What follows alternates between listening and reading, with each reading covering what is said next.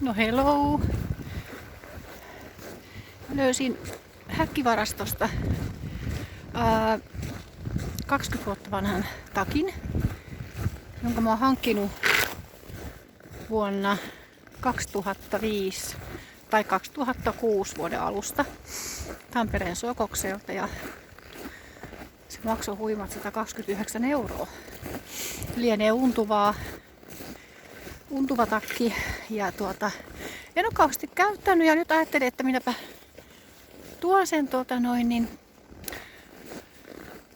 sisälle, kun aikaa on tässä kokeilla ja tämäpä mahtui päälle oikein hyvin. Ja tää on vielä tosi lämminkin. Ja täällä me nyt sitten perjantaipäivää nautitaan 20 asteen pakkasessa ystäväni, rakkaan, ihanan perheenjäseni kanssa. Pitää vaihtaa kättä, toi on kylmä.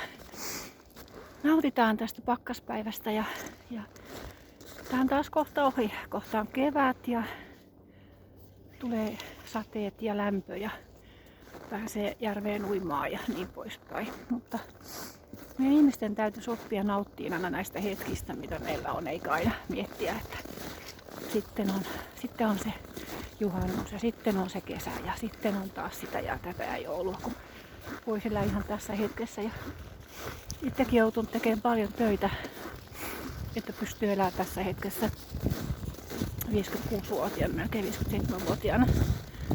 On kyllä kannattanut tehdä se työ itteni kanssa. Että se kiire, jatkuva itsensä hylkääminen, hukkaaminen, niin ei se voi jatkua sillä loputtomiin. Ja ainakaan mun kohdallani. Entäs sinä?